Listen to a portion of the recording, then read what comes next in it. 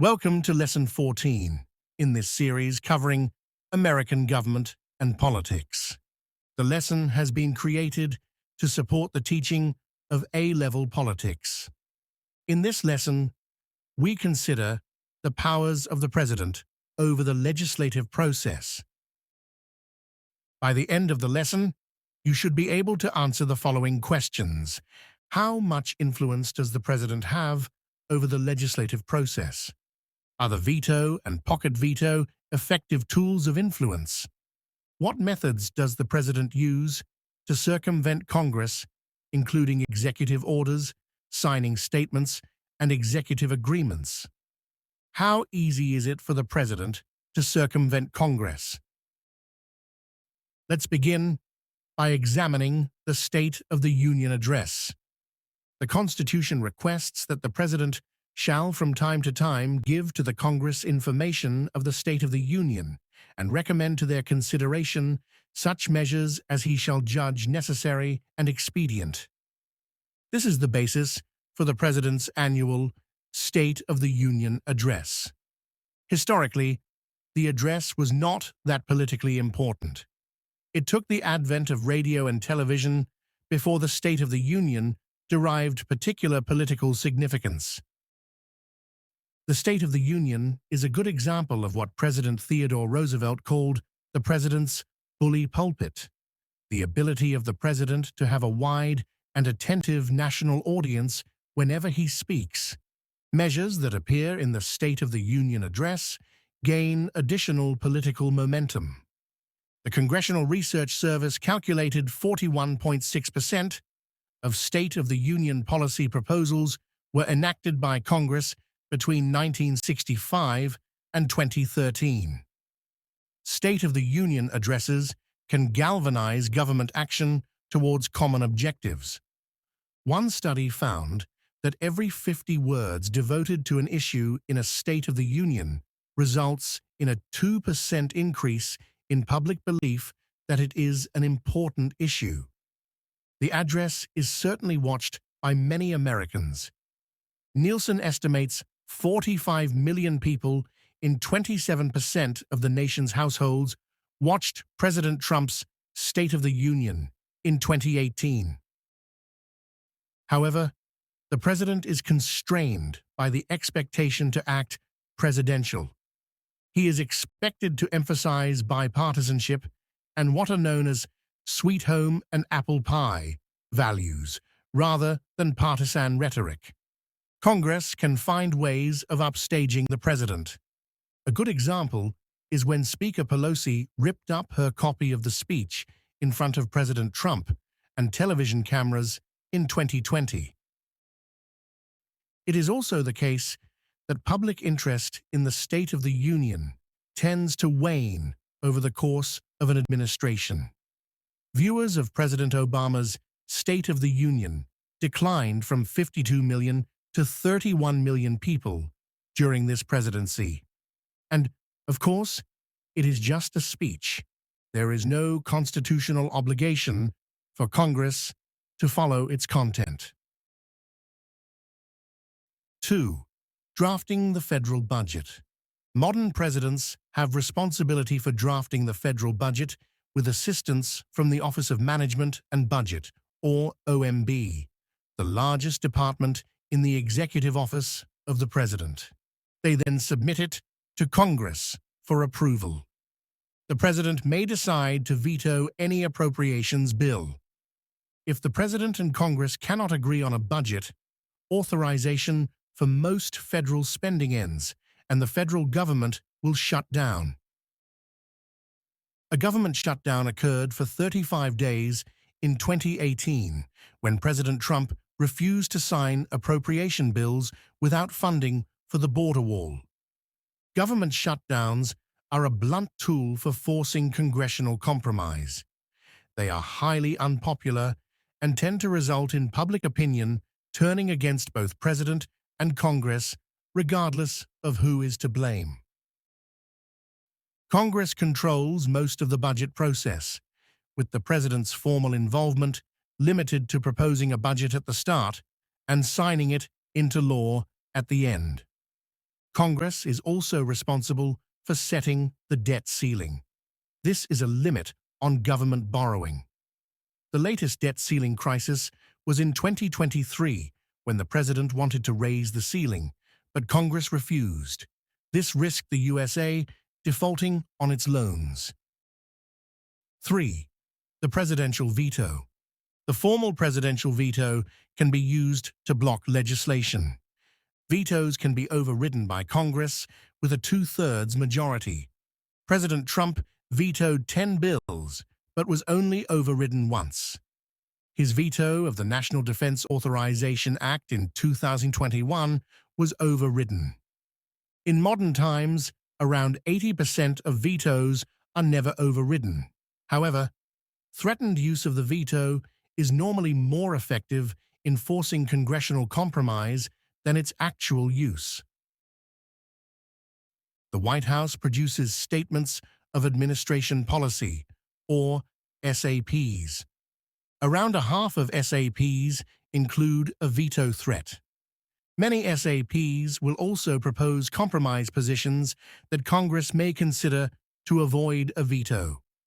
More than 3/4 of bills that Obama threatened to veto in a SAP never reached his desk. Vetoes are most common during periods of divided government. Since the Ford administration, 72% of vetoes have occurred where White House and Congress are controlled by opposing parties. Vetoes and threatened vetoes can be a blunt tool. While the president can propose compromises, it is up to Congress to come up with new proposals. The president can only veto the whole bill. Presidents can experience a public opinion cost in using the veto, since the public associates it with partisanship and weak national leadership. Vetoes will often involve a blame game with public opinion, with each branch of government blaming the other for adopting partisan and ideological approaches that have led to deadlock. The president also has a variation of the formal veto called the pocket veto. Pocket vetoes occurs when the president takes no action on a bill within 10 days, but by the end of this period, Congress is no longer in session. The bill then fails, but not because of a formal veto. Congress cannot override a pocket veto because they are only valid during congressional adjournments, and therefore Congress is not in session to vote on an override. However, Congress can pass the bill again in the next congressional session. Pocket vetoes are only effective on legislation that reaches the president's desk in the final days of a congressional session. They can only affect a limited number of bills. 4. Perks and personal lobbying. The president has access to a wide range of perks as head of state, from rides on Air Force One to invitations to bill signings, which can help gather support. Presidents will convene meetings of members of Congress at the White House and personally telephone members of Congress to urge support.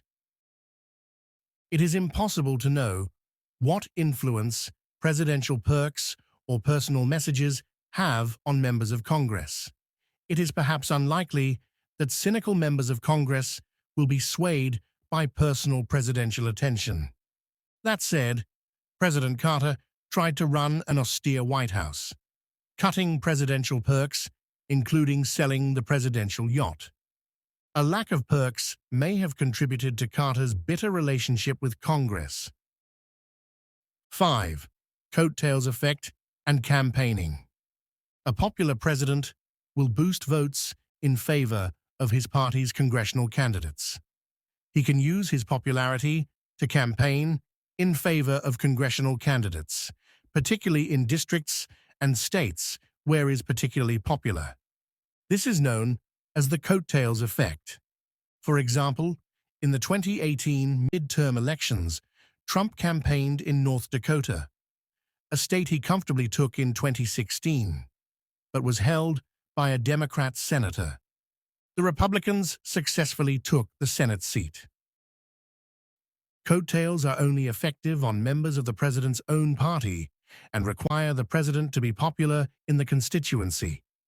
The size of presidential mandates has fallen over the past 40 years, reducing the effectiveness of the coattails effect. A reverse coattails effect is possible, where a party's congressional candidates receive more votes than its presidential candidate. For example, in 2016, Trump only secured more votes than congressional candidates in 10% of Republican wins. If this range of powers cannot convince Congress to support the president, what methods can the president use to circumvent Congress? 1. Recess appointments. The Senate is responsible for confirming all nominees by the president to the executive or the judiciary. However, if he cannot secure Senate confirmation, he can make what is known as a recess appointment. The president may make appointments without Senate confirmation if they are made during a congressional recess. Recess appointments can only last up to 2 years. President Obama made 32 recess appointments. 20 of these were subsequently confirmed by the Senate. George W. Bush made 171 recess appointments. For example, John Bolton was appointed as UN ambassador by George W. Bush as a recess appointment in the face of significant Democrat opposition. He was unlikely to have received Senate confirmation to the position. The president can also create policy czars. These are often positions that do not require Senate confirmation. For example, President Biden appointed John Kerry as his special envoy on climate change without going through Senate confirmation. Recently, Congress has sought to limit recess appointments by holding pro forma sessions. These are brief sessions that mean that Congress is not technically adjourned during recesses.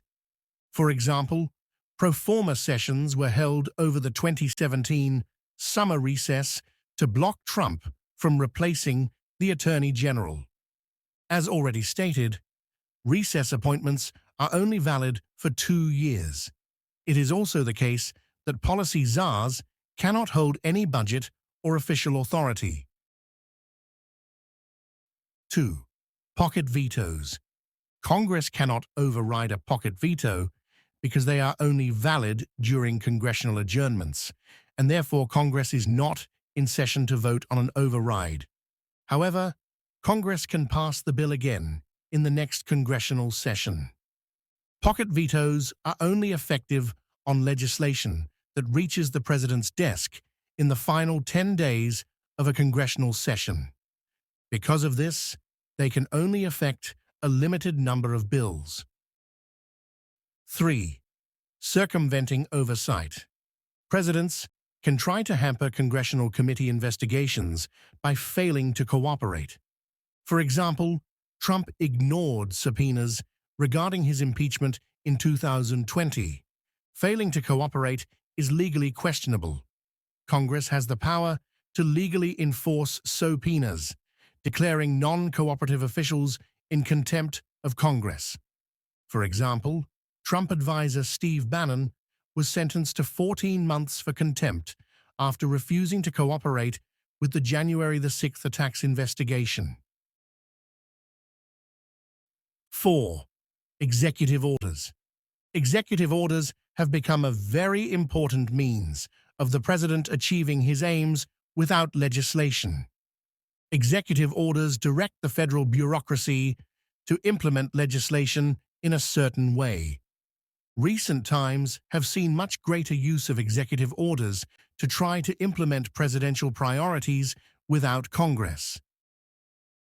For example, Trump used executive orders to implement key measures including the so-called Muslim travel ban, a ban on travel from certain states of concern with majority Muslim populations, construction of the border wall, and a prohibition on transgender military service.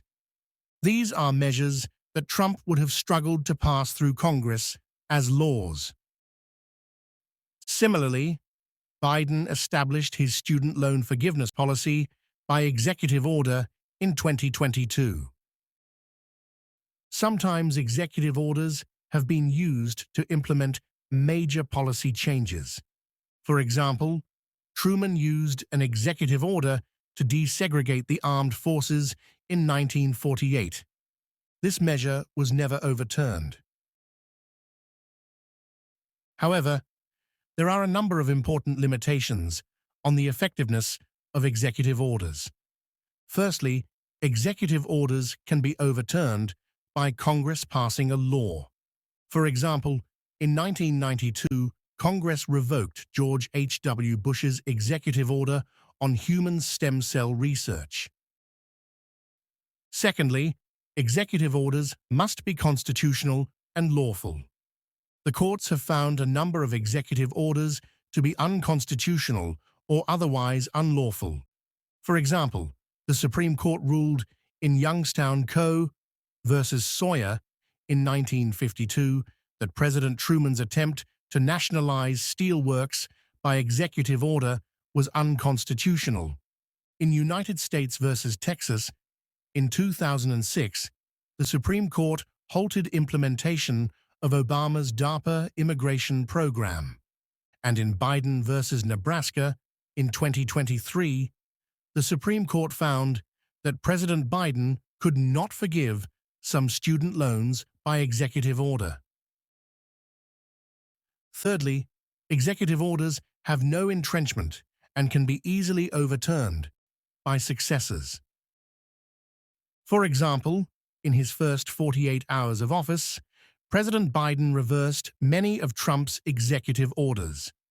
These reversals included rejoining the Paris Climate Agreement, ending the Muslim travel ban, banning oil drilling in the Arctic Refuge, and ending construction of the border wall. Finally, executive orders cannot overturn acts of Congress. They can only alter implementation to the extent permissible by the law. President Trump's executive order in 2017 related to the Affordable Care Act could only restrict implementation. The executive order could not overturn or repeal the act. Returning to methods of circumventing Congress, number 5 is signing statements. Signing statements are presidential messages issued on signing a bill. They are used to challenge aspects of the act and may imply that the president does not intend to execute certain aspects, in particular if he considers them unconstitutional. President Obama issued 41 signing statements, with 21 raising questions about the constitutionality of the bill. Signing statements have no legal authority, and the president is still constitutionally bound to execute the laws. The constitutionality of signing statements has been questioned, but never addressed by the Supreme Court. 6. Executive agreements. Executive agreements are diplomatic agreements between the United States and other countries that fall short of being formal treaties. Around 90% of international agreements entered into by the United States are executive agreements. Unlike treaties, executive agreements do not require Senate ratification, although some must be approved by a congressional resolution passed by simple majority. Importantly, they do not require a 2/3 supermajority in the Senate to be ratified. Examples include the 1945 Yalta Peace Agreement, the 1973 Vietnam Peace Agreement, and the 2019 USMCA Trade Agreement. However, some executive agreements still require congressional approval, albeit by simple majority. For example, joining the USMCA Trade Agreement in 2019 required a congressional resolution. Finally, the President is Commander-in-Chief. His powers as Commander-in-Chief give the President significant influence over foreign and defense policy. These will be covered in later lessons. In summary, the President has a number of means of influencing the legislative process. These are both formal and informal and include the State of the Union Address, responsibility for drafting the federal budget, the veto, perks and personal lobbying, and the coattails effect. Each of these can be effective, but they also have limitations. The President can also circumvent Congress in a number of ways. These include recess appointments, pocket vetoes, executive orders, signing agreements, and in foreign policy, executive agreements and his powers as Commander-in-Chief. Each of these can be highly effective. Executive orders have been particularly significant in the implementation of presidential platforms in modern times. However, each also has limitations and ways in which a determined Congress can, to varying degrees, challenge the President's attempt to undermine their power.